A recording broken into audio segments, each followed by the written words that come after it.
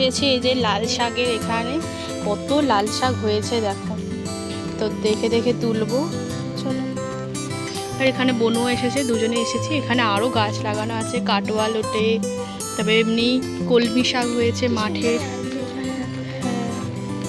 চলো আমরা দেখছি ওই দিকটা থেকেই তো তুলে নেবো। চল।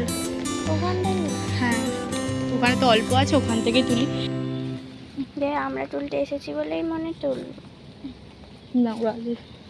আমি তো এখান থেকে লাল শাক তুলে নিচ্ছি, যতটা প্রয়োজন অল্প করেই নিয়ে যাব। আর তার সাথে ওখানেই তার পাশেই হয়েছে কলমি শাক, তো কলমি শাকও তুলে নেব। সেই জন্য বড় বড় সাইজ থেকে কয়েকটা লাল শাক তুলছি। আর কলমি শাকটা একটু বেশি করে নিয়ে যাব। তো মা তো করবে আজকে, হয়তো লাল শাকটা করে নেবে, কালকে হয়তো কলমি শাকটা করবে। তো চলো পুরো ব্লগটা তোমরা দেখো, আশা করছি ভালো লাগবে।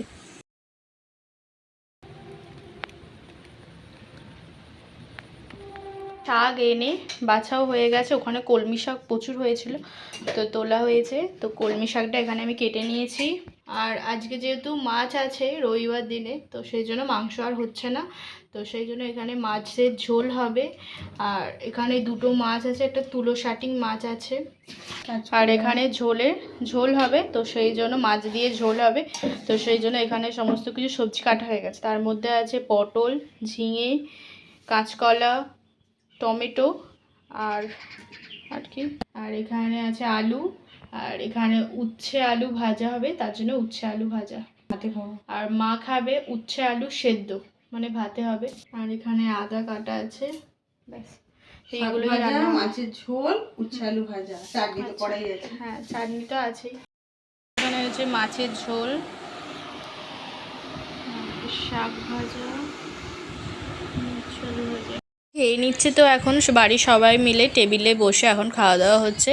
আর শাকটা কি বলবো, দারুণ খেতে ছিল। তো কালকে তুলেছিলাম শাকটা, আর কালকে লাল শাকটা হয়েছিল, আজকে ওই কলমি শাকটা কালকে ভালো করে বেছে রেখে দিয়েছিলাম, ভালো করে কেটে পরিষ্কার করে নিয়েছি। আর এরপর এখন এই তো ঝোলের মাছ আছে, তো ঝোল দিয়ে আজকে রবিবার দিনে খাওয়া হচ্ছে। আর চলো খাওয়া দাওয়া করেই আবার 4-5টার সময় করে আমরা যাব বাগনানে। আর চলো, মাছটা কিন্তু খুব ফ্রেশ, তো কিনেছিলাম বাবার সাথে গিয়ে, কালকেই কিনেছিলাম, তো দারুণ ছিল।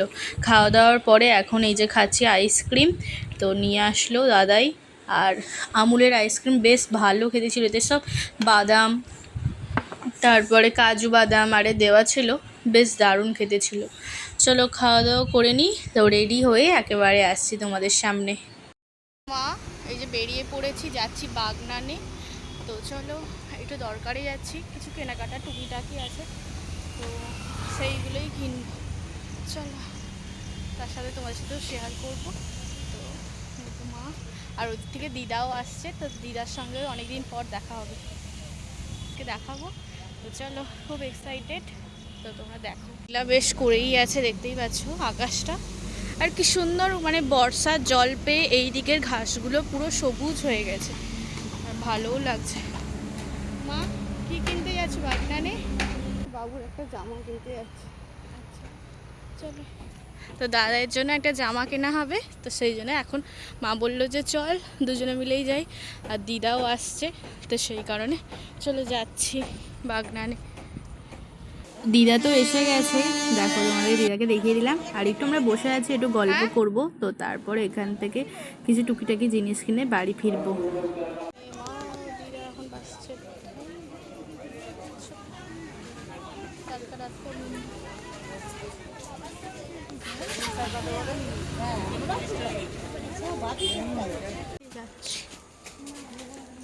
এটা নতুন ওভারব্রিজটা,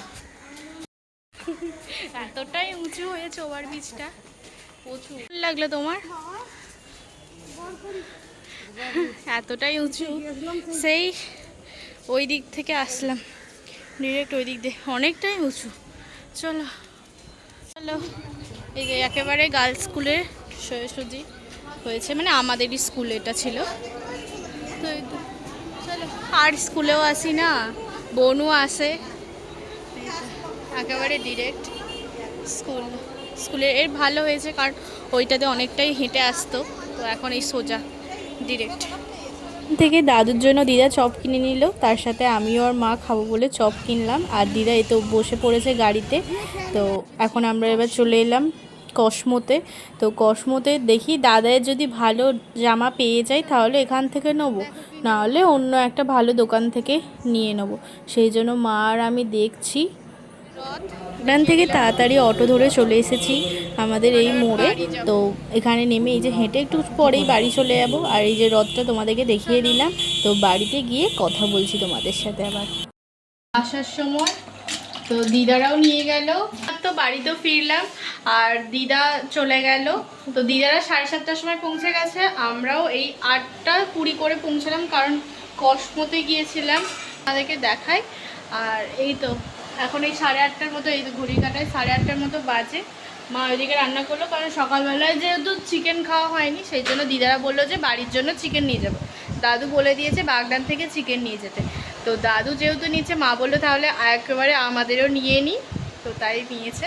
তো মা করছে, এর জন্য নেওয়া হয়েছে এই জামাটা। তো নতুন ওটা পরবে, তো সেই কারণে নেওয়া হয়েছে। অবশ্যই বলবে। আর একটা নিলাম হচ্ছে কসমো থেকে নিয়েছি, সফট সেন্স, এটা নিয়েছি। মুখটা কি ক্লিন করলে না খুব ভালো, বেশ ক্লিনও হয়। আর অতটাও ডেলি মুখে আর ফেস ওয়াশ করতে হয় না, ওই জন্যই আর কি নেওয়া। এটা দিয়ে মুখটা ক্লিন করলে বেশ পরিষ্কারও হয়ে থাকে আর ভালো বেশ।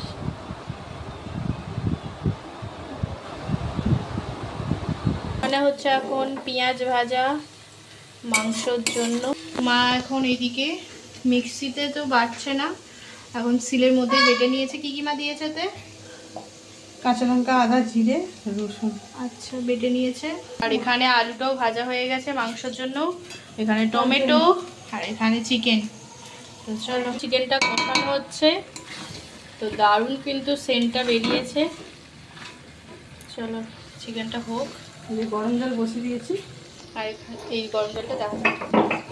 এখানে গরম গরম ভাত বানিয়েছে মা আজকে, আর তার স্যালাড নিয়ে নিয়েছে। আর ঢ্যাঁড়সটা যে দিদা আর মা কিনলো, তো ওই ঢ্যাঁড়স ভাতে দিয়েছিল, তো সেটাই হয়েছে। আর তার সাথে এখানে তো আছে চিকেন। তো চলো আগে ঢ্যাঁড়সটা দিয়ে তাড়াতাড়ি খেয়ে নিই, খেয়ে চিকেন দিয়ে ভাত খেয়ে তাড়াতাড়ি শুয়ে পড়তে হবে। তো খুব ভালো ব্লগ আসতে চলেছে। তো সম্পূর্ণ ব্লগটা তোমাদের কেমন লাগলো অবশ্যই আমাকে কমেন্টে জানাবে। ভালো লাগলে চ্যানেলটিকে সাবস্ক্রাইব, লাইক, শেয়ার করতে অবশ্যই ভুলবে না। আর নেক্সট ব্লগের জন্য অপেক্ষা করো অবশ্যই। পরের ব্লগটা তো খুবই ইন্টারেস্ট হতে চলেছে। তো বারবার কেন বলছি, পরের ব্লগটা আসলেই তোমরা বুঝতে পারবে। তো আজকের মতো টাটা, দেখা হচ্ছে আরও একটা নিউ ব্লগে। টাটা।